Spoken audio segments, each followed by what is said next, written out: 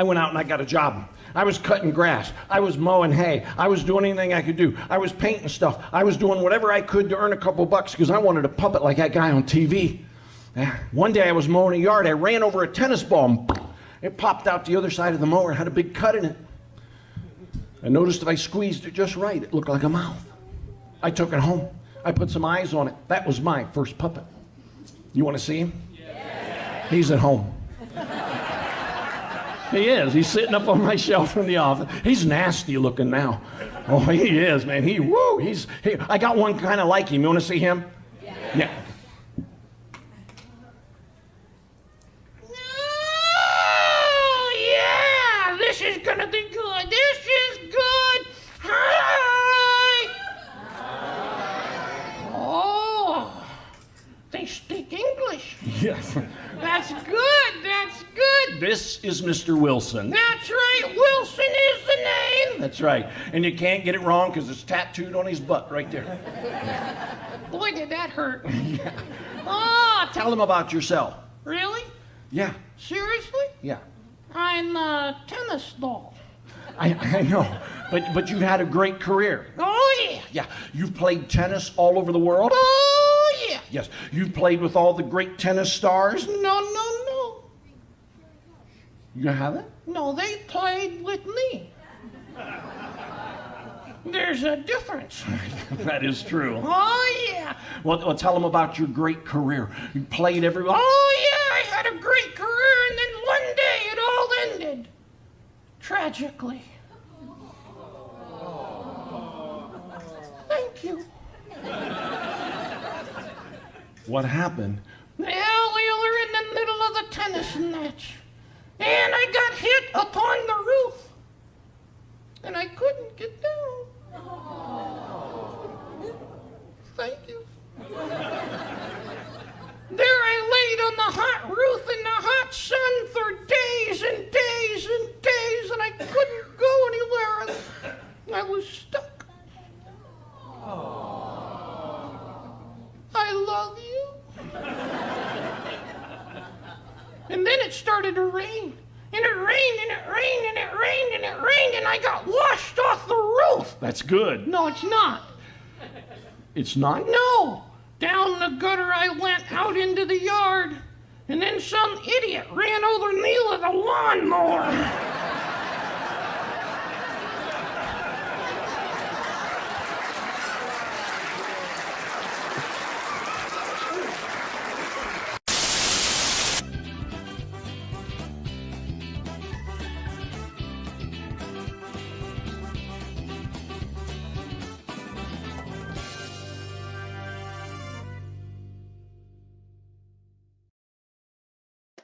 Hello, welcome to Landon Live. My name is Landon Harvey, and today we have ventriloquist Ken Groves. Ken, how are you doing today?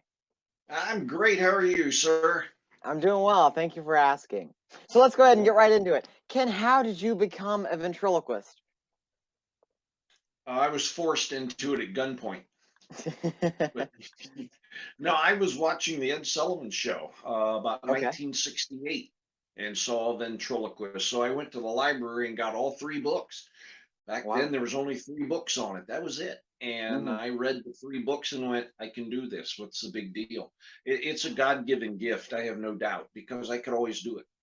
Really? And so then I watched the ventriloquists, on the Ed Sullivan Show and said, Mhm. oh, okay. And I've been doing it ever since. Wow, that's great. When did so you do ventriloquism and you also make cars, is that correct? Or you deal with cars somehow? Yeah. Yeah, it's a hobby that got way out of control. How'd that And come into the picture? Well, I always did that. My dad was a Okay. welder and he had a shop, and they would bring in old cars and want dad to fix them. And dad would make us cut out the bad stuff and make the patches, and then he would weld them in. Then we'd have to clean it all up and we'd have to paint it, and he would get paid. And we would go to dad and go, hey, we did all the work. And he'd look at us and go, you got clothes on your back? Did you eat today? You got a place to sleep? Shut up and get back to work, boy. And so, You missed the you know, spot. Yeah. yeah. And so I was about 10 years old. And then when I got into high school, everybody brought their cars to me to make them run and to fix them up. And it's something I've done all my life. And then now we've had cars come in from like 8 or 9 different states that we've totally redone and 8 or rebuilt and 9. made Wow. custom cars. And yeah, and restored old cars and built hot rods, built cars from nothing, just some plans on some paper, and ended up with cars that, you know, and sold them and traded them and did whatever with. And now I don't have time to build my own anymore because I'm doing cars for other people all over. Wow. Well, that's phenomenal. I said earlier on our post here, on our live post, I said comment your questions for Ken Groves, and our first question is from Chuck Lyons, and he's asking, "Is Ken awake?" Yeah, Chuck, I love you, man.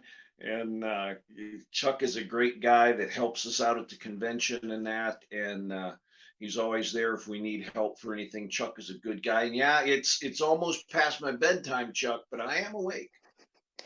So you help set up the convention every year, is that right? Yeah, Mark and I started doing the convention in 2000, Okay. and Mark and I got together and brought the convention back because it had dropped for a year or so there.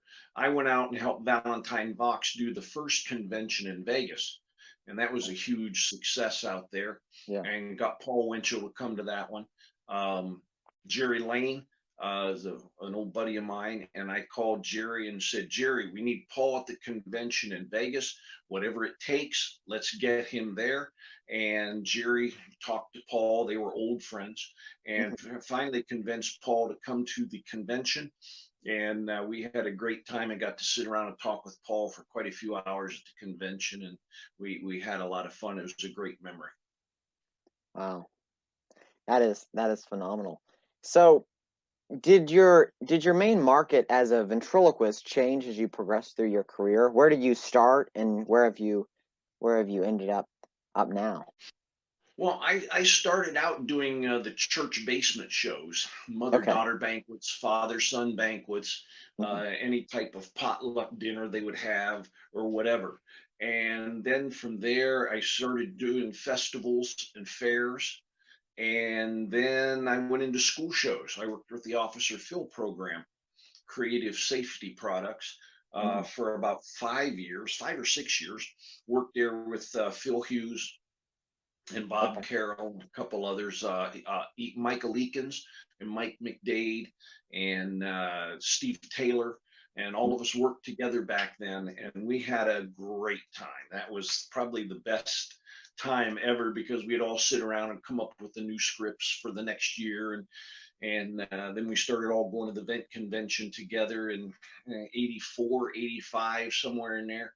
And you know, we got to hang out, and then we'd all go our separate ways and work the school year, and then we'd come back in the summer and we'd make up the new programs for the next year. We just had a great time doing Wow. that. And then And after that, I got involved in opening act work with all the country music stars.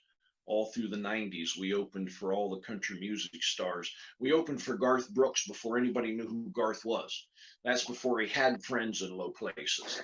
And then after he got those guys, it was a whole other story. how But did you get we into that? How did they find you, or did you find them, or how did that I work? was doing some fair work and doing a lot of fairs and stuff like that. And one of the big agents in the fair industry came up to me, wanted to know if I would go over and do an opening bit for this guy that was on the big stage that night. And I went over, and it was a country music guy, Charlie Daniels. Mhm. And I did an opening act for Charlie Daniels, and he really liked it. And we got to sit on his bus and talk a while. And I probably opened for Charlie 4 or 5 more times in the next 10 years. And from that, then I just started opening for a bunch of them all over the place. Private, big private venues with these people, to state fairs, to whatever. And Was we this in just your had a lot. 20s or further on or earlier? Or? I'm sorry. What age were you when you started opening for these country music acts? Oh, I was in my 30s. Okay. Yeah, because I started doing this full time. I think I was about 28 or 29 when Hmm. I started doing this full time. Did you ever And consider a different career path, or did ventriloquism just kind of call your name in comedy, or what was that well, like? no, I actually had a great job with United Parcel Service. I was a master mechanic for United Parcel Service, and I rebuilt their wrecked trucks. And then a Mhm. drunk driver hit me and disabled me, and I didn't work for about 9 months. And I was sitting there in the recliner, and my hand was taped to a soccer ball because it tore up my right hand. And everywhere I went, my hand had to be above my heart. So everywhere I had a eyelet screwed into the ceiling with a string with a hook. And then there was an eyelet on the soccer ball, and I'd hook it up so I could just sit there and hang my arm from the ceiling.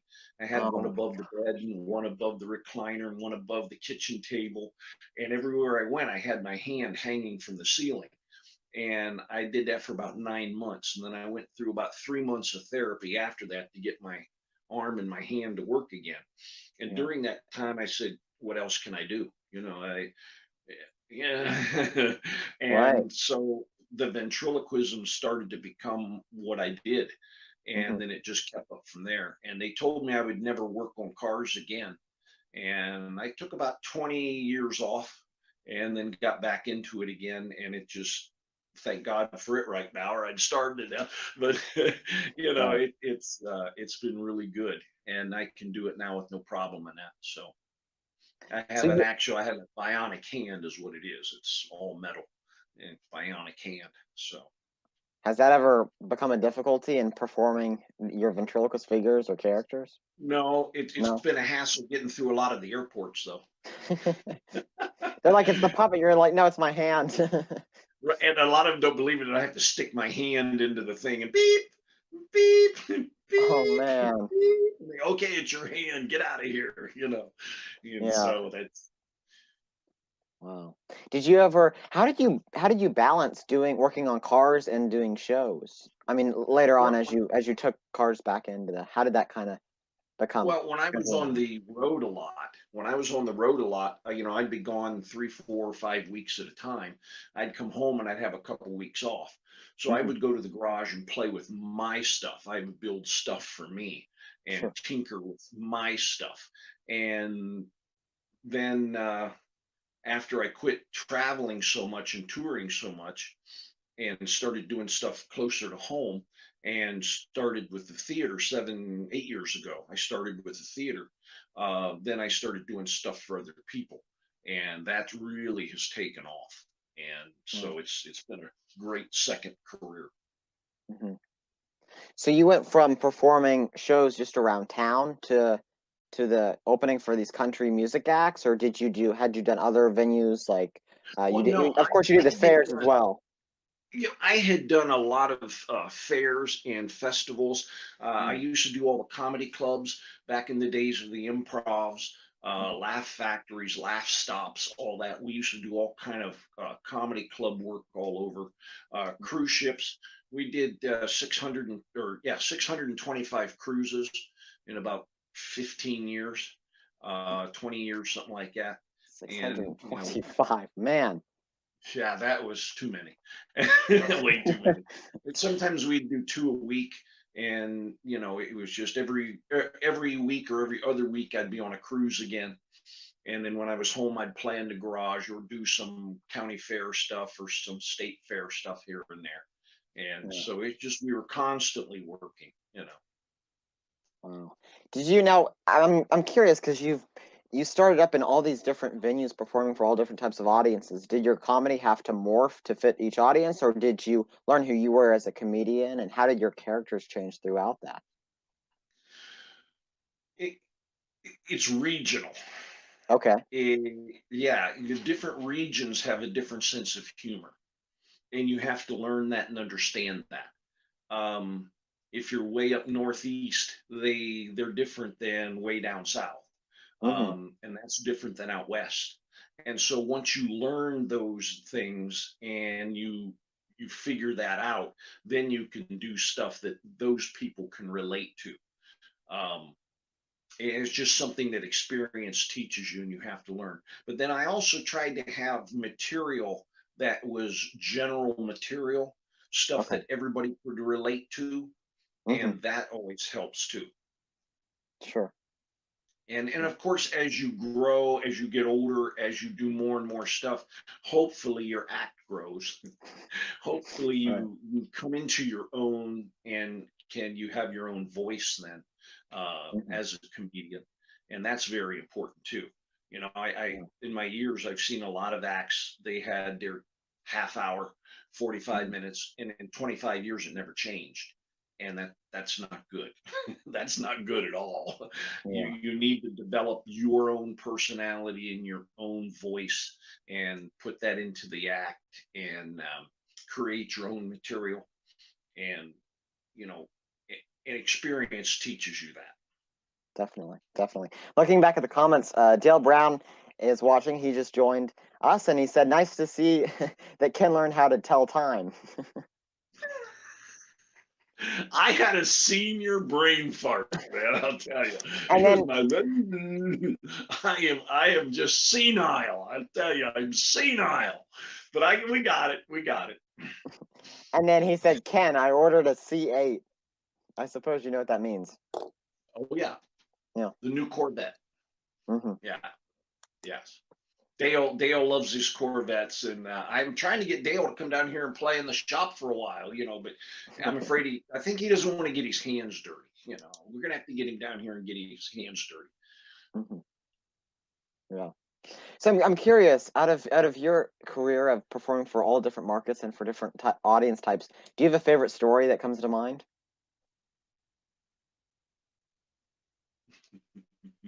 We've had some very interesting things happen over the years.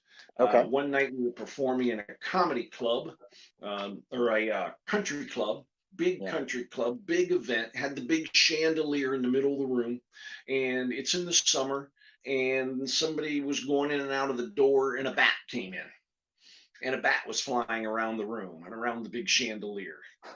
The ladies were squealing and screaming and carrying on, and the Right. show came to a screeching halt. Everybody was in a panic. Nobody knew what to do.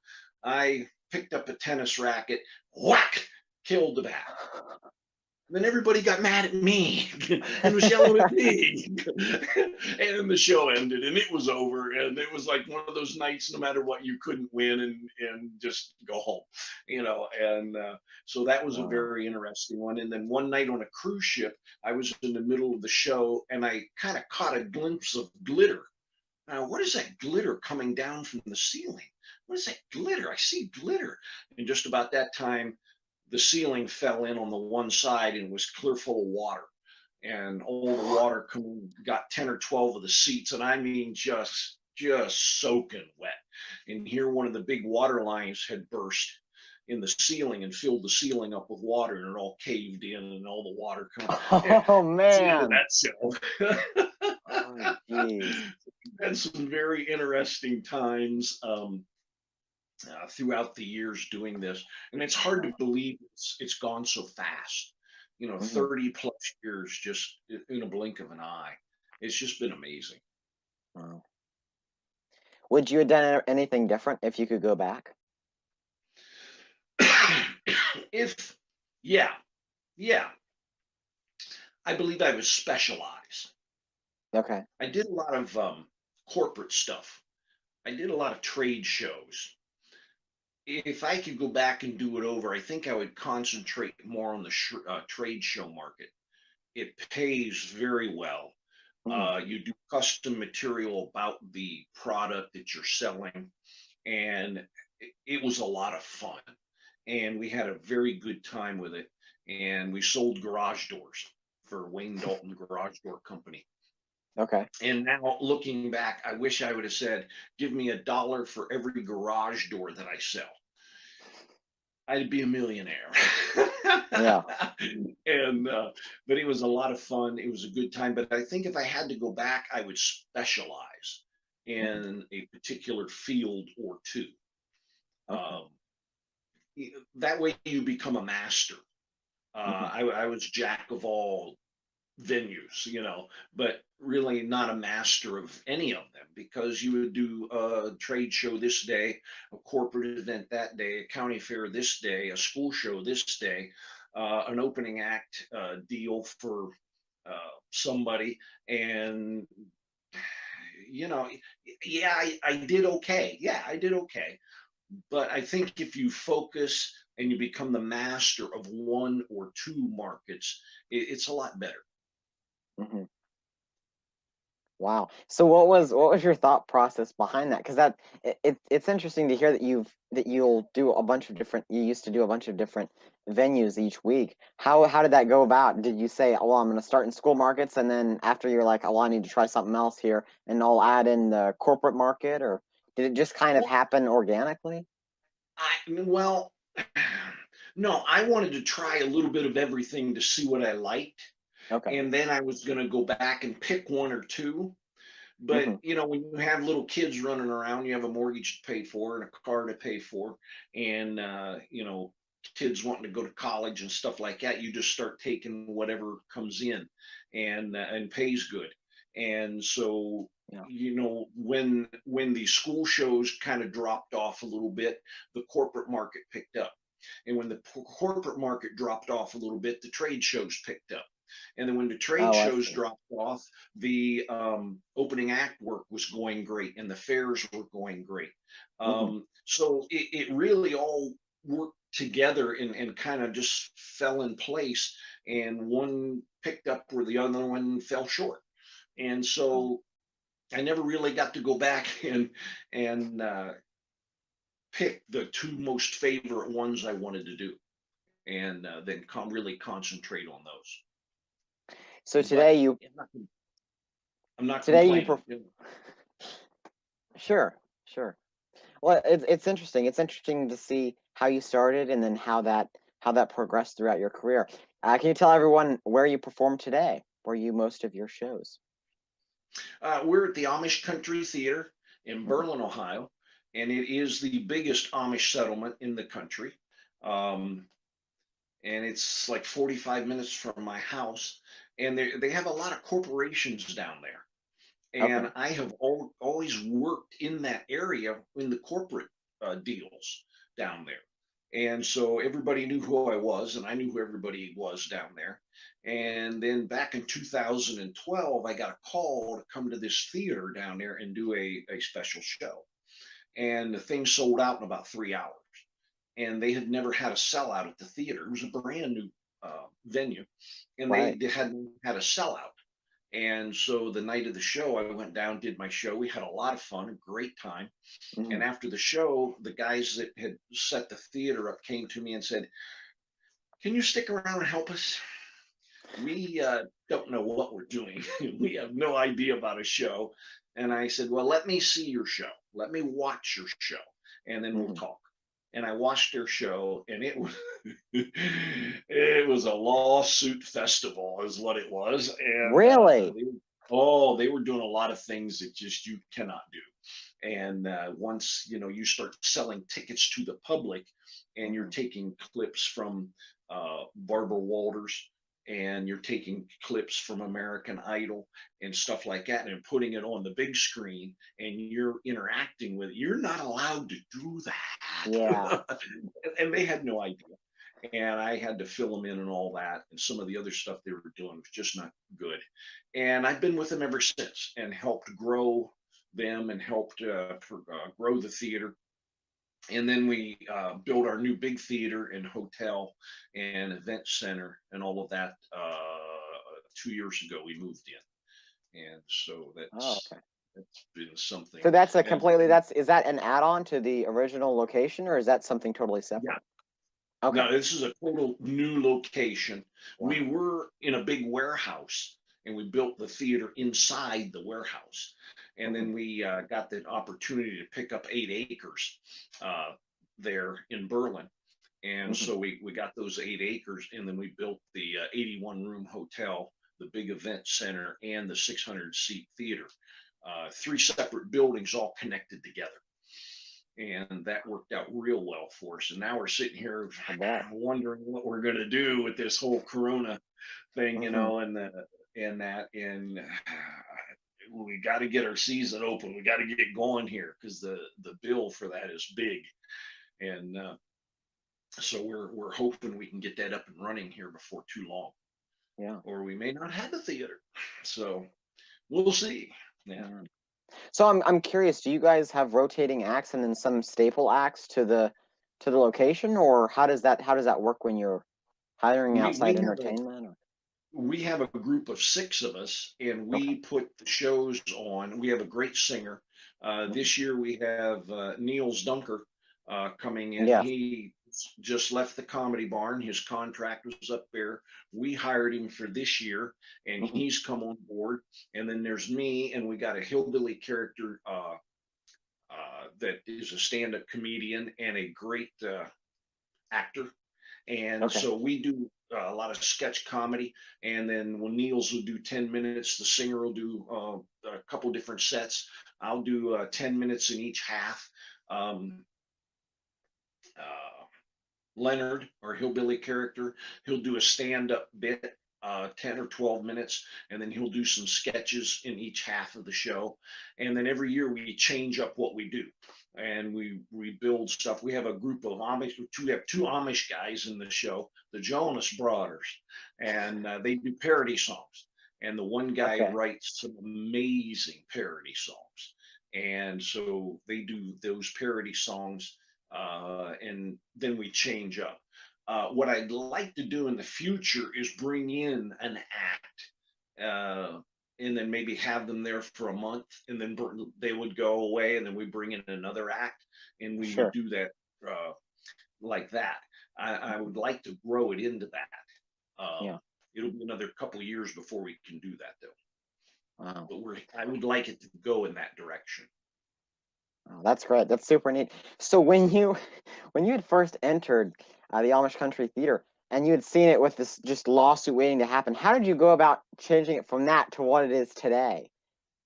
And is it like everything that they change or they might add on, it goes through you and Ken Groves signs off on it? I mean, what's the Well, process no, like for no, that? I had to sit down and explain to them why this is good, why this is bad, Okay. um, how this is so much better doing it this way.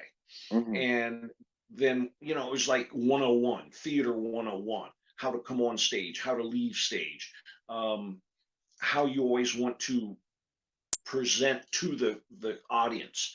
Um, and once they started learning that and they saw how the show's attendance increased and the reviews increased and Hmm. stuff like that, we would all sit down and we brainstorm the next show. And they would all look at me and go, is that okay, is that okay, is that how, and I would say, well, you know, and we would talk about it. And I tried to explain why, or I would ask them, what do you think about this? And how do you think it's going to be accepted by the bus tours? Because we have about 300 buses come in a year. And, Okay. each bus has 50 people on it. And, Sure. how do you think they're going to take what we're doing? And so I started asking them questions and letting them answer the questions, and it kind of helped them kind of get a clue of which way and how to make it roll, and it Sure. worked out real well for everybody. So, So the audience is seats 50, or is it a smaller crowd or a larger crowd? You said the buses are 50. well, we'll have four or It just five kind of varies. buses in Okay. there at one time, plus the other people that come in. Hmm. And on a matinee show we'd have 200 to 300 in there. Then the evening show we'd have anywhere from 300 to 500 in there, and Okay. yeah, it worked out real good. And we would do the shows on Tuesday, Thursday, Friday, and Saturday. And then we Thursday we had just one show, but the other days we would have matinee shows. So As a performing ventriloquist, how did the matinee shows help you perfect your craft? matinee shows can be tough. Hmm. They can be tough, but what you have to be is confident in your material. you know this material works. And if you don't get the reaction you want, that's okay. You know it's good material. We've proved that 1,000 times, Right. So it's not the material. It might be my presentation of that material, but I know the material's solid. So what am I doing wrong? How am I? Is it, do I'm am I going out there with an I don't care attitude and they picked up on that? Am I going out there with a cocky attitude and they picked up on that?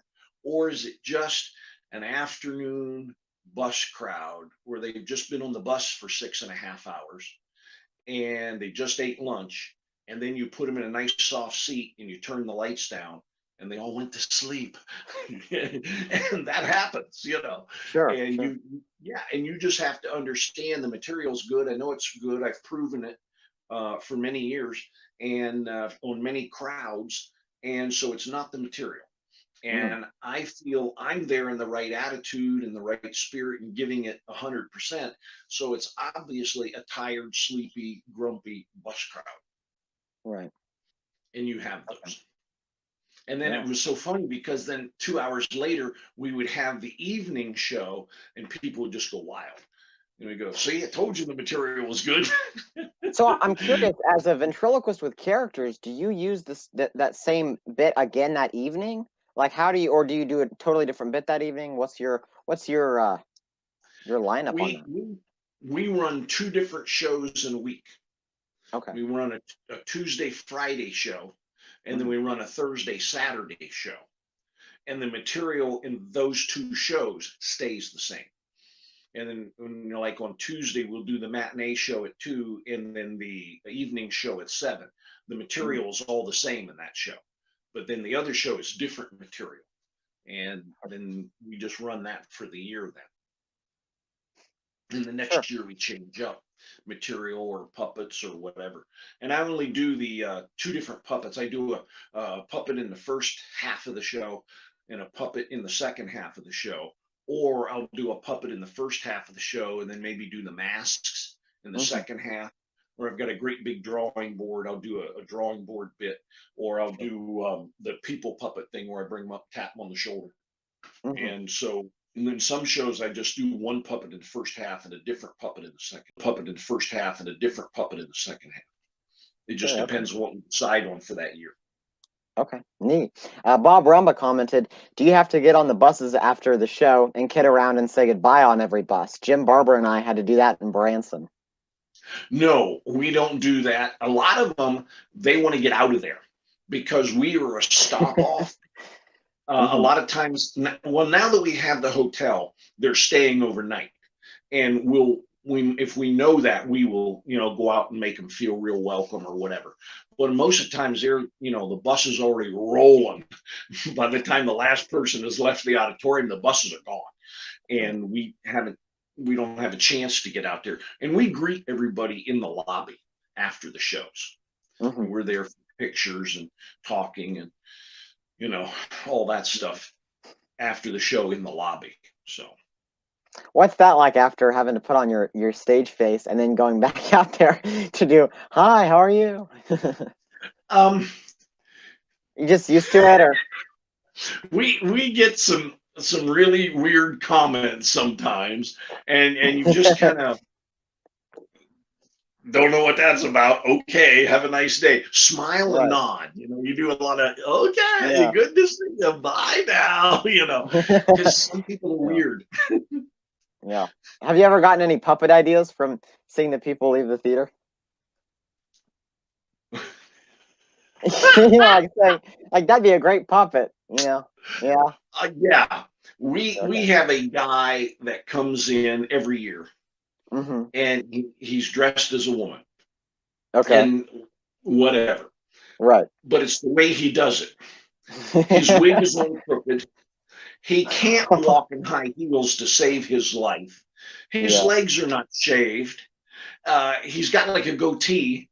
And when you first couple times you see him, you go, okay, this is a joke. He lost a bet and he had to dress as a woman and come to the show. And because it looks so comical. Right. You're thinking nobody's going to look in the mirror and go, hey, I look good. You know what I mean? And so the first couple times Yeah. he came in, everybody came over to me and went, "Got to make a puppet. It looks like that." And they're pointing at the guy. And I thought it was a joke. I thought somebody put him up to it, because he's a big burly Can guy. you can you imagine how funny? You get the puppet out, and the audience sees the back of the puppet, and then you turn it and you see the goatee, and you set him on the stand. That was That's exactly one of hilarious. the ideas that we had. Oh Take him man, out and see the back of him, the long hair and the dress, and it was like, oh, it's a girl puppet. Turn and go with the goatee and the hairy yeah, legs. Oh my goodness! And the wig going crooked, and it's got the part down the middle, right, and right. it's on. It's and I don't know if he was driving in the car at 80 miles an hour and tried to put his lipstick on. It's what it looks like. I mean, he's got lipstick smeared like the Joker, he's got Yeah. lipstick smeared all over his face. And oh. Well, now you've got a great filler act for that month that you guys want to start that. Yeah.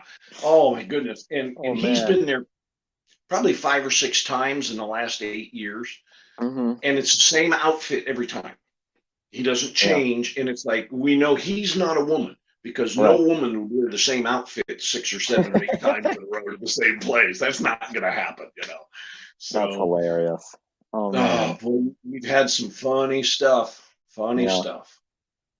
Have you ever had anything happen where you've interacted with someone and it sparked an idea for material that you've later put into the show or to one of your bits with your characters? Oh yeah. Really? Okay.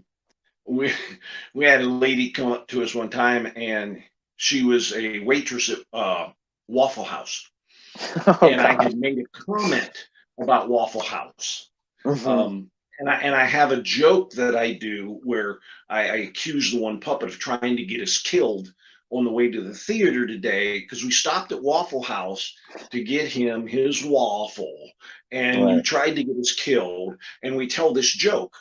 And we don't say much about Waffle House. It was just a joke we told in Waffle House. Well, this lady came up to us, and she was saying that she's a waitress at Waffle House, and you really need to do a bit about Waffle House. And she says, you know what it takes to work at Waffle House? I said, no, what? She was a felony. And she just come up with all this stuff. Oh, and so then I started doing stuff about Waffle House. And in fact, I've got a routine that I'm working on now for this year's show, if they open. And and about Waffle House. And the one character that I have is the cook at Waffle House. And really? Yeah, we've been working on that. What character is that? His name is Lance. And I picked him up at the convention 7, 8 years ago. Oh, about 6 years ago. About 6 years ago, I picked him up at the convention. I used him in the theater. We have a big barn. The front of the stage is the front of a barn, and the windows will open up on the front of the barn. And he was a character in the window the one year. Oh, neat. And I haven't used him since down there. He was a little bit too much for our audience. I've seen what he looks like, but could you tell our audience? Kind of give them. I got him right here. You want to see him? Yeah, that'd be great. Because this will catch you off guard. He was built by Jet, is that right? From the dummy shop? Yeah. Yeah. Yeah. So here, let me. Hi there. Oh, it's so good to see you guys here. You might need to scoot back and center the. There you go. Scoot back a little bit so we can see his full body. Technology, huh? Yeah, that's this thing on. Oh man! Oh, good to see. Is that the amazing Harvey? Landon Harvey? Is it? Good to see you. Oh my! I work at the Waffle House. Yes, I do. I'm the cook. Yeah. Love it. So this is Lance, and he's all tattooed up, and he's all pierced up, and his hair is a little He's a different yeah. compared Yeah. to Amish country people. And Do so they do we they have get this. do they get the comedy that you do with him? Because he seems like the exact opposite of what you would see Yeah. someone use for Amish people. What was that like bringing him into the picture? And were you worried that maybe this might not click with them, or maybe because it's Well, such a contrast it will? he was just a throw in from the window. He Okay. would make a couple comments. Uh-huh. The window would fly open. He'd go, "Hey, hey, hey! It's Lance." By the way, somebody left their lights on, yeah, on their buggy, and then the window would shut, and everybody would sit there and they go, "Lights on a buggy? What?"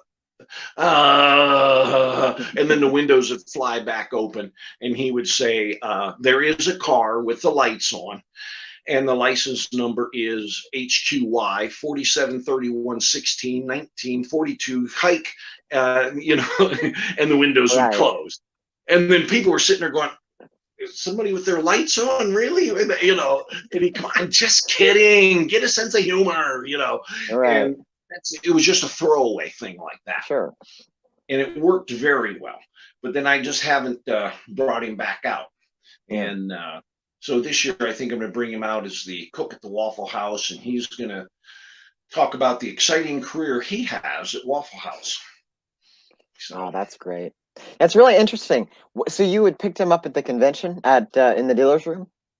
yeah, What yeah, was it about the character that drew you to him? he was so different. He was Okay. just all tattooed up, all pierced up. He has his shirt is like a jersey shirt Hmm. with a number 25 on it, but then it's cut off, and his belly hangs out, and and it's just funny looking. It's just a funny looking character, Yeah. and he's got his fingernails painted. And he's got a bunch of rings on and stuff like that. And I thought, this is 180 degrees from Amish country. I mean, Right. this is just, and the people Yeah. that come there to we call it gawk at the Amish. That's what they do. They sit and stare at the Amish. They can't Yeah. believe somebody lives without electricity. They can't believe somebody lives without a car. And Hmm. they don't even have computers. Oh, what do we do? It's like no big Right. deal. Yeah. So it's Wow. it's a lot of fun. So when you purchase a character that you don't already have, that you weren't already, I assume you weren't looking for, were you looking for a character or did you No. just purchase it? Okay. So can you talk a little bit about that? Because I feel like the general public, people will see something that's pretty and they'll go, oh, I need to have that puppet. Um, I know Tom Krause said that he's done that. I think we all have. But, and then I saw with a horse puppet, like from last year that he picked up from Jet. That's a great character. Sorry, but it's interesting. Can you talk about, were you able to think of jokes immediately when you saw it? You're like, oh, well, this is the exact opposite of what I would use, which is why I have to have it because it's unexpected and I could do this, this, and this with it. Or was it just you're like, I think I could do something with this and I'll see what happens. What's your I got process? it. I got Lance because he was totally opposite of the theater, the mentality, and everything about the theater. Okay. And I knew I could put him in somewhere, somehow, and Hmm. make some good comedy out of that. I didn't know exactly what, but the minute I saw him, I went, "Oh yeah, this is." Yeah. And I don't just buy puppets. Hmm. I have to have mine starts here first, Sure. and I get that whole character going and that whole story of the character. I just don't Hmm. grab a puppet and do two jokes and lay him down. My Right. puppet has all of my puppets have a whole backstory. All of my puppets are based on somebody that I know that is a Okay. living character. And so when I pick that puppet up and say that name, I know exactly how that puppet acts, how that puppet talks, how all the mannerisms about that puppet, because I know the real person that is Hmm. behind those puppets. Wow. And so all of my puppets start up here. And then I'll look real hard and search real hard to find a puppet that fits that character. Hmm. Now, like Howard, my old man Yes. puppet that you had in the ad, I Hmm. had four. I had four old men puppets. Hmm. They weren't right. They weren't right. Really? Finally, I had Robert McRae who created the big head puppets, Robert McCrae. I called him and told him I wanted an old man puppet. And he goes, "That's all I need to know. Thanks. Bye." Really? Wow. Yeah. Did that And then make you he nervous called at me. all, or not because you were familiar with his style? Well, he is a true sculptor, true Hmm. artist. Yeah, he's And I phenomenal. told him I wanted an old man character, and that's all he wanted to hear. Hmm. And a couple weeks later, he called me and he says, "I got a really cool idea. Do you want it?" What's the idea? No, no, no, no. The question is, do you want it? Yes or no? Uh, yeah, why not? Sure. And then he called me a couple weeks later and he said, "Is it wild or is it conservative?" And I said, Uh-huh. "Is what wild?" And he said, "No. Do you want it wild or do you want it conservative?" And I said, "Well, he's 93. He's conservative." He goes, "Okay, Right. thanks," and hangs up. And a couple weeks later, I get a big box in the mail. And when I open it up, it's that exact character that I've had right here for 15 years. Wow. And he's finally sitting there in front of me, looking back at me. And he has just been a hoot ever since. So you And didn't even see a sketch or anything. He was no, just asking you for certain no, adjectives and certain vague questions. Wow. no, no. And he actually he hit it out of the park. I used him probably 2 years. Hmm. And I was going to a Disney cruise, and we got to the port, and I picked up the cases, and they had a fork truck, and the fork truck ran the blade right through the case, and Oh, it hit him right below the chin and cut his head off right below the chin. Well, Disney has a wonderful workshop aboard the ships. And so we went down and we glued really? him all back together, and we hooked everything up, and we did it with a two-part epoxy, and Oh, we okay. set his Oh, that's good. the head stick in the vise, and we glued everything together and got everything working, and it was like, yay. And then we went to dinner, and we come back after dinner 2 hours later, and some of the resin, the two-part epoxy, had run down into the head stick and got hard, and Oh now no. more. So I Oh, had a puppet that didn't work, and we were on stage that night, and so we got through it. We did it with George and some of our audience participation stuff and like that, right. no problem. But now I had a puppet that didn't work, and Robert had rebuilt him before because I just used him so much he'd come apart. And Uh-huh. Robert told me to get that remade by someone else. And so, of course, I took He's it like, to I'm done. I took it to Brant Gilmer because I know once Brant builds it, it's good for life. Right. And so I took it up to Brant, and I had a little bit of the bottom of the nose shaved off so you could see the mouth a little better, and I Hmm. had the eyes opened up a little more so you could see the eyes a little better. Other than that, it's all the same. And Brant Wow. made it for me, and he's been wonderful ever since. And I have another puppet by Brant that I have used since probably about 93, and I Mm. have used him to death since 93, and I've had one problem with him in all those years. And so that's why I took this one to Brant and had Brant build this one because I knew it would Wow. last forever. So, That's oh, and that thing he asked me about, do you want it? Do you want this something really cool? I thought his teeth come out. His teeth are held in with a magnet. And so when I oh bring him out of the cool. box, he says to me, "I have a tea. My tea, my tea, my tea, my tea, my tea." Your teeth? Yeah, I have my teeth. And I'll pull his teeth out and I'll shake the water off of them and I'll stick them in his mouth and he'll,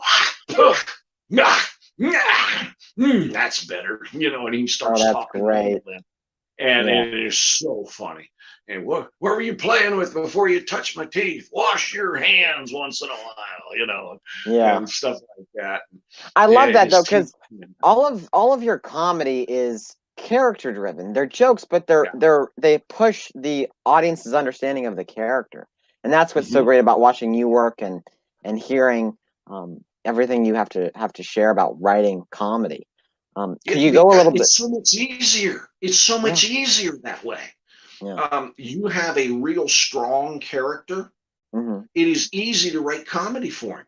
Put him in any situation, in a strong character in any situation will make comedy. Yeah. You see a lot of ventriloquists, they have 41 puppets and they do 3 jokes with each one of them. But they're all puppets. There's no characters there. Yeah. They're all puppets that do just 3 set jokes, blah, blah, blah, blah, blah, and they're done. Throw it away, get another puppet, blah, blah, blah, blah, blah, blah, blah, and they're done. That's not a character. That's a puppet doing 3 jokes. Well, now this is a great talking point, because someone had told me I wasn't able to make it to the convention last year, but that you had performed and you did 20, was it like 15 or 20 minutes with a tennis ball? Yeah. Can you talk about that? Because that I mean, that's shocking to get that much time out of a tennis ball and creating a backstory for a ball. I mean, well, it was. Did you see the tennis ball and you said, "Oh, well, challenge accepted," and you're like, "Yeah, I'm going to do this."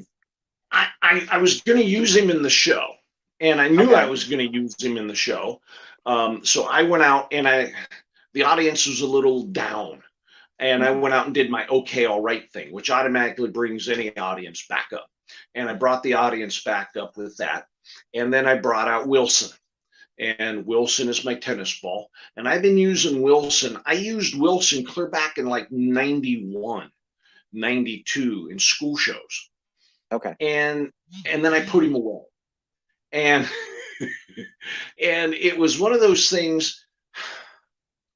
About 15 years later, a friend of mine who was a principal at one of the schools that I did way back then said to me, "Hey, you're going up to Abbott's Magic Get Together in Colon, Michigan." I said, "Yeah." And she goes, "We're going to be there. Use Wilson." And I said, "Wilson?" She goes, "The tennis ball." I said, "Oh, I haven't used Wilson the tennis ball in years." She goes, "You got to do Wilson. That is great." So I went up to the Magic Get Together there in Colon, Michigan, used Wilson, huge hit. And I've been using him ever since. And it's his life, the life of a tennis ball. What kind of things, you played a little tennis, and then he got hit up on the roof in one of the tennis matches. And there he laid in the hot sun. And he laid on the roof. He knew his life was over. And the audience will always go, "Oh." And then it started to rain. And it rained and it rained, and the water come by and washed me down the gutter. Down the gutter I went, out into the yard. And I went, "Yay, that's great. You're off." No. And I tell a story at the beginning where I started out. I ran over a tennis ball with a lawnmower, and that was my first puppet, and that's true. Oh, really? And then I do the okay, all right thing, and then I started with Wilson, and then I just go wash down the gutter and out into the yard I went. I said, "Yay, that's great. You're off the roof." He goes, "No, because then some idiot ran over me with a lawnmower," and huge laugh. And then he says, and then a dog came along, and a dog picked him up and started chewing on him, slobbering on him. Well, he had some bad breath. Ugh. And so you were the first chew toy. Yeah, so what a life. And that dog even traumatized. And as soon as I say that, the audience will go, "Oh," and you'll look at him and go, "Thank you." And it just keeps building. And all of the things you do with the tennis ball, he has experienced. And we talk about them and keep going. In fact, he's here. Here he is. Oh my goodness, good to be here. Good to see you. Oh, how's this working? Is this technology? Yes, it is. And you're using it? How is this? This cannot be. You are a technology idiot. I know that's true. Hi, Wilson. Thank you for being a part of this interview. Well, thank you. Landon. The world famous Landon's here. Oh my goodness. This is so cool. Oh man, oh of energy. Well, we're not at the theater, so I got to do something here. Oh my! So this is Mr. Wilson and all that Yeah. he went through, and then I'll pick him up and throw him like this. And this year at the theater, we're gonna have Niels come out juggling, and I'll walk out in a juggling. I say, "Hey, throw me one of those," and he'll throw me Mr. Wilson. Oh, And that's then, great. yeah, and he'll go, Oh, thank God you're here! I was ready to puke. you know. But that's great And, because that's such a clever way of having a puppet enter. yeah. That And it's that's not one thing just I've always said in our business, we need to come up with different ways to present the puppet, to bring it out and get rid of it, instead of just, I have a friend here in the box, and pull right. him out. And when you're done, put him back. Oh, I don't want to go in the box. Don't put me in the box. You know, I hate that. And we got to have different ways. Many years ago, I worked with Norm Nielsen. He just passed. Great magician. And he had a little Corvette that would come out and bring out his violin. And he would do his magic trick with the violin. And we were doing a show together. And he said to me, hey, how about if we bring the puppet out on the violin? And I come out yelling that he stole the Corvette. You know, it was a little Corvette thing, Barbie Corvette. Painted different color. It wasn't pink. And so he does his bit, you know, and all this. And then a little bit later, they introduce me, and I come out a ventriloquist, but I don't. And then there's a bunch of commotion backstage, and out comes this Corvette, and CW's driving it and sitting in it and driving it. And they bring it, and I pick it. What are you doing? I stole it from Norm. This is so cool. And Norm goes, you idiot, you stole my Corvette, you know, and then it takes off and they take it backstage. It was a great way to bring the puppet out. Yeah. And we need to have different ways that we present the puppet and bring the puppet out. Sure. And have a reason why he's there, just not jamming back in a box or pull another one out of a box. Well, it's interesting because it also keeps the audience on their toes too. Oh, You know, if they're expecting one thing and you do throw your voice or whatever, and you can also shift their focus too and use more of the stage up that way. Yeah. That's great. Let's see what we have here. Oh, in the comments, we had Dale Brown. He said, "Don't base a character on Al Getler, career killer." I love Dale that might one, be Dave. speaking The from way they always experience. go at each other. And Hilarious. I'll tell you, we need Al and Dale puppets in the convention and let them go at each other. I think that'd be great. Yeah, that would be something. Oh man. Yeah. So for performing for for Amish, what was that like going into that? Was it you're like, oh, I gotta change all my material? Were you like, oh, I only have to change No. We don't perform for the Amish. Okay. We perform for the tourists that come and see the Amish. Okay. We have anywhere from 3 to 5 million tourists a year that come into Amish country to gawk at the Amish and to watch the Amish way of life and to buy the quilts and the baskets and the food and stuff like that. Okay. It's a multi-billion dollar industry. The food, the baskets, the clothing, the handmade stuff that they make. And so it's all aimed toward the tourists coming in to look at the Amish, and we make fun of them for that. In fact, the one puppet, he comes out, you were late for the show. Yeah, I know. I had to finish up at the store. Whew, busy tourist season, busy. And I'm glad they've hired some more Amish young people to work in the store. Oh, well, that's good. Well, what did they hire them to do? Oh, take the stickers off. Take the stickers off? Yeah, all the merchandise. What stickers? Stickers to say made in China. And all the people or tourists are like, whoa, you know, because they all, and then the pup would even say to him, you really thought they made all this crap? Are you kidding me? You know, and so That's it's always hilarious. a good dig on the tourists there, you know. Yeah. And so yeah, it's all tourists coming in to look at the Amish to get their stuff that they sell, and it's a great place just to kick back and relax. we have a bunch of bed and breakfasts there, a bunch of cabins. We actually have some tree houses and stuff like that, and those stay rented out year round. People just want to come and, you know, kick back Sure. and just disconnect. And so they all come to Amish country to do that. So it works Wow. out.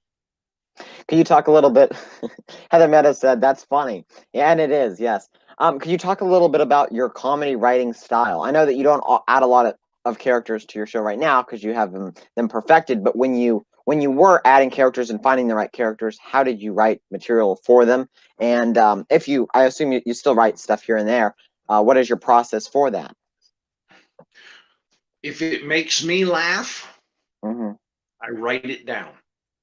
Okay. If something happens that makes me laugh out loud, I write it down. And then I try to turn that into some sort of a routine, some sort of story deal that the puppet tells me happened to him, or that Mm-hmm. I'm trying to explain it to the puppet, and the puppet is saying, "Well, this is going to go wrong, you know, this is going to end up bad, you know," and then he'll give me some examples of how he thinks it'll go bad, which is exactly what happened. And he'll look at me and go, "You didn't see this coming? I'm a dummy and I saw this coming. What, you an idiot or what?" You know, Right. and so if it makes me laugh, then I always write it down and I try to take that instance and turn it into a story or something that we can do back and forth with the puppet. Another thing that really changed the way I write is Steve Roy's writing program that he has. Okay. Steve Roy come up with a great way to write, and you identify each line. You write it like song lyrics. It looks Hmm. just like song lyrics when you write it, and you know what each line is, and you know what it's for. You know every word in that line has been edited down to the least amount of words possible to still paint the picture. Sure. And once you learn how to write like you talk, Mm-hmm. and you do it in the Steve Roy fashion in his system, it changes the way you write comedy. And you can end up between 85 and 90% sure that what you just wrote will work on stage. Hmm. And that's real high. That's real Wow. high. Yeah. And I just love Steve Roy's system on. And then he also has a deal where you can get his par. They call it a par system, PAR. And that par system, you will take a recording of your show and you'll put in there how long you talked and how long the laugh was. How long you talked, how long the laugh was, how many laughs per minute, how long you talked, Mm-hmm. and then how long your laughter was. And then that'll show you where your weak points are in your routines. Hmm. And that right there was worth its That's weight in great. gold. Yeah. Yeah. Jeff Dunham had said something at one of the conventions about how you have to have something about having a laugh every blank second. So I totally get that. Can you talk a little bit And about writing comedy as a story? that's the easiest way to write it Okay. because you can take, well, just take one of the fairy tales, okay? Mm-hmm. Three little pigs. Right. You got the story. You know the story, okay? You don't Mm-hmm. have to memorize that. You know the story. That's why I like to take events that make me laugh. I Mm-hmm. was there. I laughed at it. I saw it. I experienced it. I know that story. Now, what I do is sit down and write out what happened. And then I start embellishing on what happened. I start adding to what happened. And whenever you stretch it, add to it, embellish on it, get it to the ridiculous, and then the puppet has a total reversal of where you're going, Mm-hmm. people laugh. And so Okay. whenever you're telling a story, it's much easier. Now, here's the thing I found. You know, Jeff likes to do the setup and punch, setup and punch, setup Right. and punch. And that's great. Mm-hmm. And you need so many laughs per minute.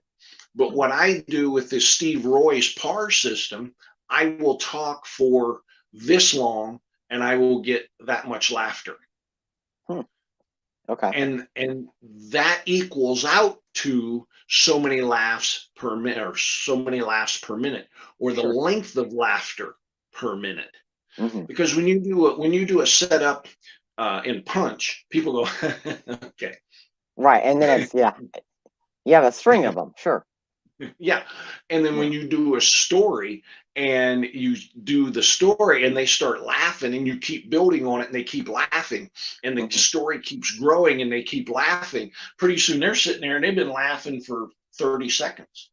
Yeah. And that 30-second laugh is equal to 30 setup and punches.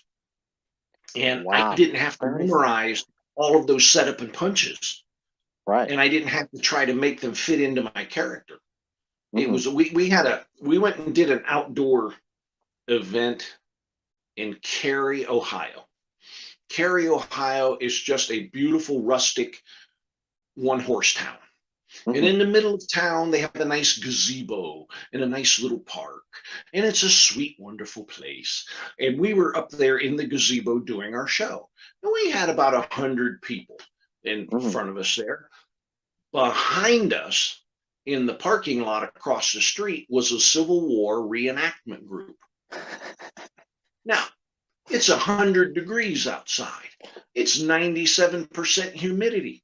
And these guys across the street behind us are in wool Civil War uniforms. Yeah. And they're marching around and they're saluting and they're carrying their guns and they're doing all this stuff. Did I mention it was 98 degrees with 97% humidity? Now, when it's that Oh hot man. and that humid and you're wearing wool, what are you going to do? And the puppet looks at me and goes, "Get naked." And I go, "No, no, no." They drink beer. "Oh, yes, cold beer and lots of it." I said, "Yeah."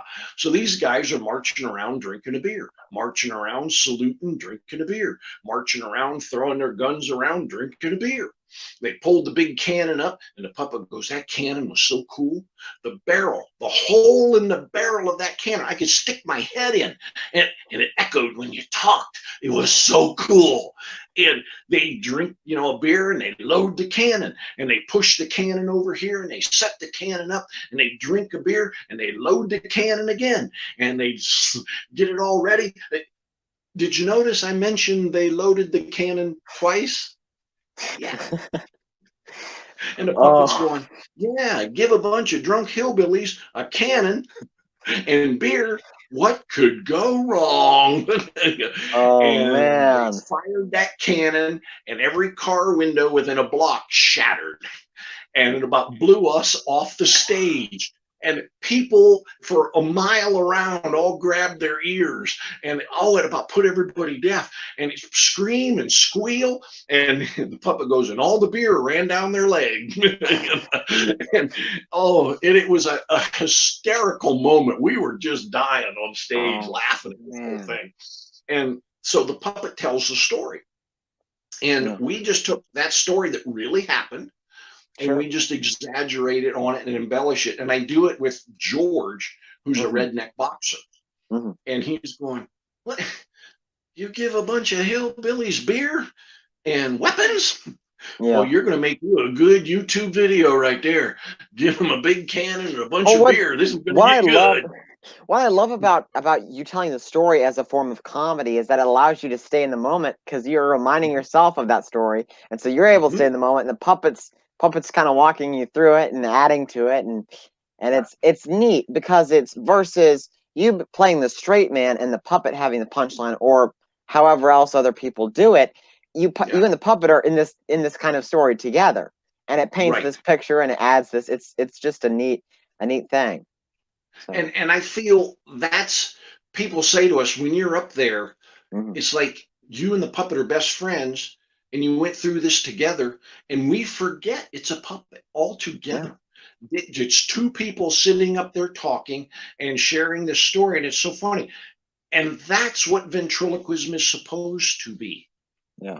That's how it's supposed to work. They're Mhm. supposed to forget that puppet is a puppet. and they're supposed to think of him as a real person. And I have George, my redneck boxer. He comes out and he doesn't want to talk. He's no, I'm not in the mood for this. Nope. I go, George, we got a whole group of people that come out to see you. I'm sorry, but I've had a rough day. Oh, George, whoa, buddy, easy. Take a deep breath. What's wrong? I woke up this morning and I was depressed. I was feeling down. Oh, I just can't go on. I said, buddy, I feel for you. So when you're all depressed and when you're feeling down and you're upset, what do? I go to Walmart. What? He goes, yeah, I go to Walmart. I said, what do you buy? Oh, he said, no, I don't go to buy. He goes, I go to watch the people. I go, what? He goes, yeah, you're depressed about yourself. You're feeling down about yourself. You're feeling blue. You don't know if you can make it. Go to Walmart. Grab a chair. Sit down. Watch the people. 15 minutes later, you're going to have self-esteem coming out your wazoo. That's why they have the benches at the exits. Yeah. And it just, everybody can relate to that. Sure. And he'll go, you'll be sitting there. He goes, in 10 minutes, this sentence will come out of your mouth. I guarantee it. In 10 minutes, sitting at Walmart, you will say, whoa, look at the head on that one. And everybody has experienced that, and everybody starts laughing, and you can see people in the audience elbowing each other and pointing at each other like, yeah, that was you at Walmart last week, and that kind of stuff makes that puppet so real and so alive to that audience, that it's great, and it's stuff people can relate to and understand. And I just love the story. I love the situational comedy and the story comedy. Yeah, that's truly great. And kind of wrapping up here, what do you hope to see from the future of Vent, or from future ventriloquists? Well, I hope we get more young people in it, because in the last couple of years, we've lost so many great ventriloquists. A lot of them were unknown, but they were amazing ventriloquists.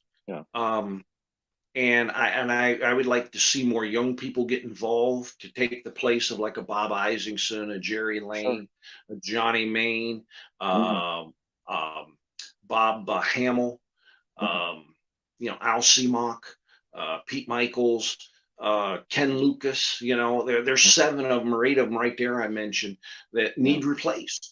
And those guys were all good. They all made a living at it, and they were a lot of fun. And we need young people to step up and take those guys' places. I'm at the point in my life now where I'm not going to be doing much touring anymore. I'm going to probably stay at the theater and that, and somebody's going to have to take my place. And as I look around, the regulars at the convention, we're going to need a lot of young people coming up here real quick. And so I would like to see more young people come in and stick with it. Everybody says, what about Darcy? Isn't Darcy great? Isn't Darcy wonderful? Yeah, she is. I hope she sticks with it. So many people get to that certain age and they're gone, and for 10 different reasons, and they're all good, but I would like to see some people come and stick with it, and and work with it, go from there. I totally agree. It's interesting. I've always, you see the kids in the dealer's room where their parents will buy them everything, and that's fine. But it's also important, I think, just as a PSA, a ventriloquial PSA, that if a kid is gonna stick with it, you should have them have some investment in it. I build soft puppets myself now. I custom build them for people. But back when I would buy them when I was younger, my parents said, if you want this, you have to save up and pay for it. And that's been the rule for everything. And It's taught me the value, and after listening to the IVS podcast and hearing you and Tom Crowell and Mark Wade all talk about all these different aspects to being a ventriloquist. I've got my sound system, I've got my backdrop, and it's so much more than puppets, but it's also understanding all the business aspect of it and going in and everything that you need to be aware of. I think you really hit it there. They need an investment in it themselves. Mm-hmm. When I was a kid growing up, my dad was a huge man, big man, all muscle, Yeah. And I was over 6 foot tall in the 5th grade. And I was real tall for my age, but I was real skinny and awkward and doppy and he wanted me to play basketball and anything else, sport wise. Sure. And I wasn't into any of that, And when I found the ventriloquism and I was good at it, he didn't want anything to do with that. Puppet, big as you are, playing with a puppet? What's wrong with you? I'm gonna slap your mama, Right. And so anything I did in the puppet world, I paid for. Anything I learned, I had to get on my bike and ride 10 miles to the library, get the book and ride 10 miles back, read the book, learn, what I could out of it, and ride 10 miles and give it back to them and ride 10 miles back. So I had a lot invested in it. And my dad told me when I was young, hey, you're not doing that out in public until you can fool me with it. He goes, you're not taking my name out there in public. And then people going, that Groves boy, it's a little weird. He goes, when you can fool me with it, and when I say you're good enough, then you can go out and do it in public. It took me about 3 years before the old man finally went, well, I'm pretty good. And then I was allowed to go out and do it. But every kid should have to go through that because my whole thing was getting my father's approval on it. And I'll never forget, I did the Palace Theater. And the Palace Theater here in town is 100 years old or more. And everybody that was anybody performed on that stage. It's an old vaudeville, big vaudeville house. Oh, super neat. Yes. And I'll never forget my first show that I did there, sold out place. And I walked out on that stage and I looked dead center. There sat my grandmother, who was my biggest fan, and she's screaming, ah! My dad's sitting there going, shut up, woman. And my mom was sitting on the other side of my dad going like that. She wouldn't say a word. It was going like that. My dad's sitting there like that. And my whole thing that night, nobody else existed in that crowd except that man. Yeah. When I get that man to laugh, I've done my job. And I knew if I could get that man to laugh, everybody else in the room was going to pee their pants. I got him to laugh. And that's all that mattered to me. And see, when you have that kind of commitment in what you're doing, you're going to stick with it pretty much, Yeah. And a lot of kids are just handed everything they want. And then if something cooler comes along next month, mom and dad will buy all that stuff for me too, Right. That's not good. That's not good at all. Right. So that's my 2 cents. No, but that's great because they look at, while we have so many, I mean, we're at the prime of puppet builders nowadays, where anything can be built, anything that can be crafted, created. You can add, movements onto saw puppets, which is crazy. But when you have that investment, and also it's a tool, not a toy, Right. And it just takes some learning on the parents' part and on the kids, but that investment is super important. Dale Brown also commented, an investment is so important, and it definitely is. And I gotta say this too. A lot of people think, well, I need this puppet, or I need that puppet, or I need the fancy of this and the better of that, and the more I need the 500 movements. Right there.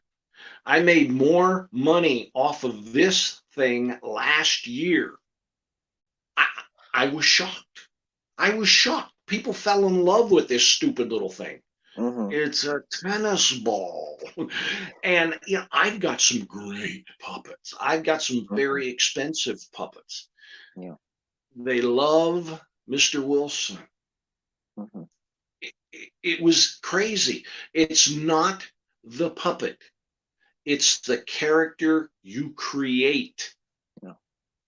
That's what makes all the difference. Another great example is Taylor Mason with his pigs. Yeah, Yeah. yeah. A $4 pig, and people go nuts over it. and there you sit with a $10,000 puppet, and they go, "Yeah, okay." Like, oh, yeah. Yeah. Tammy Yeah. It's Hamada not said the hunk of wood. exactly, It's not the exactly. hunk of wood. It's not the cloth. It's the character you create. Yeah. Oh, Tammy Hamada said, "If you're good, you can keep anything. You can make anything come alive." And Ken is a perfect example. And I totally agree with that statement, Tammy. well, thank you. Yeah, thank you And so much. Ken Groves, thank you so much for being part of Landon Live and for sharing your story. Hey, and thank you for doing this, Landon. This is so cool. Oh, I thank you. wish I wish I knew technology, but see, back when all this started, Mm-hmm. I've been around a while. And back when all this started, we all thought it was going to be a fad like the CB radio, like the 8-track tape, Yeah. like the cassette tape. They told us when 8-track come out, nothing is going to beat the 8-track. Mm-hmm. And then the cassette come out, nothing's going to beat the cassette tape. And so that's the era we grew up in. Sure. And then when the computers come out, we went, yeah, this is going to be just like the CB radio and the 8-track tape. Something is going to come out that's going to be better than this a year from now. So we're not getting involved in this. We've been burnt too many times. And I'll never forget the first cell phone I had. It was as big as a football. It took two hands to hold it. Yeah. It looked like an old World War II movie. They had the radio in the foxhole. That's what Yeah. my Yeah. first cell phone looked like. You had to hold it with two Wow. hands, and it had the antenna and all that. And we're going, yeah, this is great. And you couldn't hear anything. You might as well have a string with two cans. You'd have done much better. And Yeah. and so when this technology thing started taking off, a lot of it just went, this is stupid. Something better is going to come along. And then if you get too far behind it, you can't catch up. Right. And the way the technology keeps doubling every year, we're so far behind it now, it's unreal. In fact, we used to laugh at Jeff all the time because he was every new gadget that come out he had, and all the computer stuff. He was in love Oh with yeah. the gadgets and the computer stuff. And we're going, you're wasting your time. You'll see one day. And he was right. He was Wow. right. But he got on the train and he stayed on the train. And Mm-hmm. we never got on the train, and now it's going so fast we can't get on the train. And so Right. it's hard. It's hard for us to fiddle with all this technology stuff, Sure. mainly when you're senile and you're supposed to be at 8:30, and for some reason you think 6:30. My dyslexia had a lot to do with that too. So Yeah. whatever. Well, if people want to, if people want to work on their puppets and their characters and really have an act to be proud of, on Mayor Ventriloquist Studios, you have a course called Creating a Character. Yeah. Can you give us a The quick book. blurb about that? Yes, there's a book and there's also an online course. Yeah, and this is a workbook, Mm-hmm. and it helps you get over the puppet Mm-hmm. and get into the character and build the character. It talks about building a house in this, and building your character is like building a house. You don't start with the roof. No, Mm-hmm. you start in the basement and you work up. And that's what this book is about.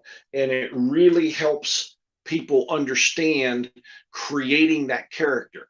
And then it doesn't matter what puppet you use, Mm-hmm.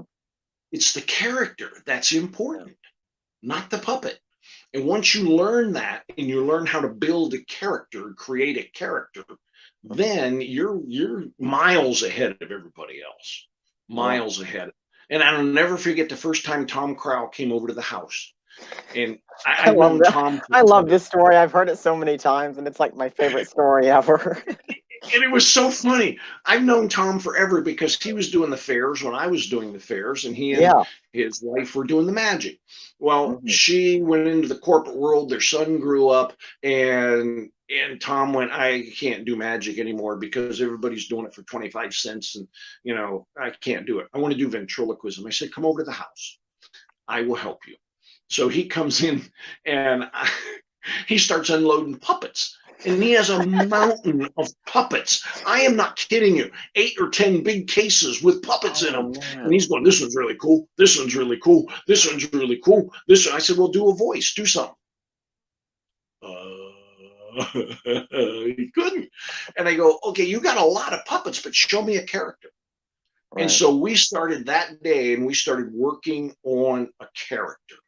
Yeah. And he got rid of most of those puppets and he ended up with the duck, Dangerous Duck. Wow. And that is his character.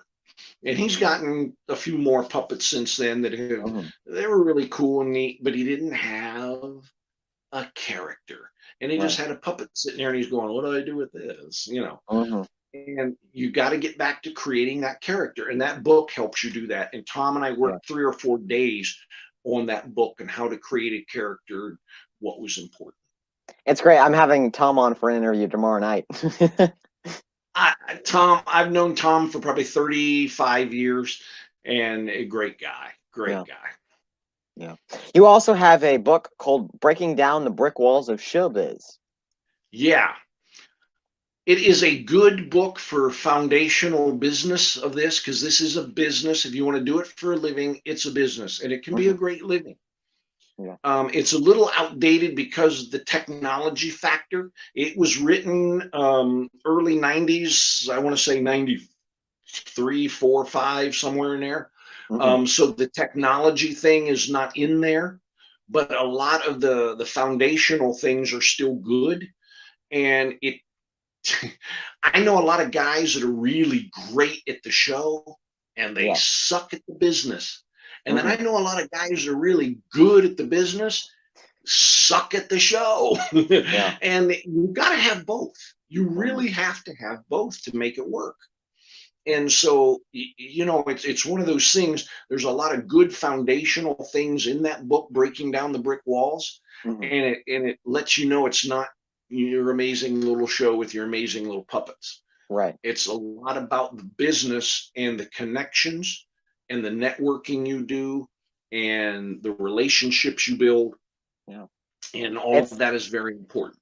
yeah, it's everything that leads up to that moment you go on stage. Yeah. Yeah. And then you better have the goods when you hit that stage Yeah. or you're done. Yeah. And that's how it works. And Mhm. you don't get a participation trophy in this. You either win or you lose. Mhm. And that's so important. And I know a lot of guys that have a great show, but they can't do the office work. They're not disciplined enough to do the office work to Mhm. create the show. And then Mhm. I know a lot of guys who do great office work and they create a lot of shows, but when they get there, they don't have a show Right. and they work everywhere once. Mhm. That's it. You're done then. And that's not good either. When I was doing it, I had 3 different shows because a lot of my corporate events would have me back 2 and 3 and 4 times, and I would always make sure I brought them a different show. I Mhm. didn't use all my puppets in one show. I did one puppet per show, and I had 3 or 4 puppets, so I could Mhm. come back 3 times. They didn't see the same puppet. They didn't hear the same material, Mhm. and that really helped me a lot. Wow. Yeah. That's great. Great So advice and breaking great down the brick stories. wall. It's Yeah. it's it's a good book. It And was a lot of fun to read. both of those are available on Mayor. Is that correct? Yes. Okay. Yes. Yeah. Mayor Ventriloquist Studios. You can get the creating a character as a course, and I'm not sure where you can. I don't know. Are they still selling the book on that? Yeah. Okay. Should be. Great. I think it's a download book. I think Okay. it's a Great. download Yeah. book. Yeah. Yeah, I think Yeah. it's a download book. So download book Also, and the course, and then yes. what? Oh, I was just gonna say that we had someone ask. You can also get Breaking Down the Brick Walls of Showbiz on Amazon as well as Mayor Studios. Those are the 2 places you can Okay. get that book. Yeah. Okay. All right. Also, I'd like to mention the IVS. Yes. If these people are not a member of the IVS, they need to be. Hmm. Because of all the recorded material that's on the IVS, it's a gold mine. It's It's phenomenal. hours and hours and hours of material talking just like this with all kinds of people, all kinds of topics and subjects. It is a complete college course in how to do this, Hmm. business wise and also entertainment wise. Yeah. And that $35 a year or $40 a year, whatever it is nothing compared to the information that you can get. And it's free. Yeah. It's when you're a member, you go down through the list and you pick what you want to listen to. And there's just hundreds of topics that is talked about with Mark, me, Tom, other people that are brought in, other interviews that are done with all different kinds of people. Every few months there's an update on how everyone's doing. Tommy does this great newsletter. Yeah. Yeah. Yeah. I wish back when I started, there would have been a thing called the IVS with that much information on. Hmm. My life would have been different, Yeah. totally different. Yeah. Back then, we didn't have anything. Clinton had a little newsletter you'd get, and that was it. God Hmm. bless him, for doing it. Yeah. But that was all. We didn't have all the books. We didn't have all the videos. We didn't have all the instructional stuff. We have none of that. Jimmy Nelson had a record out. Hmm. It was a great record, but it Yeah. was a record in 3 books and Clinton's paper, and that's it. You were done. And Yeah. now, you guys have the world at your feet, and nobody seems to be taking advantage of it, and that just amazes me. Yeah. Just amazes me. It's great. I love to go back and listen to the podcasts and go through the newsletters because there's so many worldwide, so many different contributors and Yeah. telling their story and sharing what they've been up to. In the comments, Chuck Lyons said, plus there's a lot more coming on the IVS. Yes, and Yeah.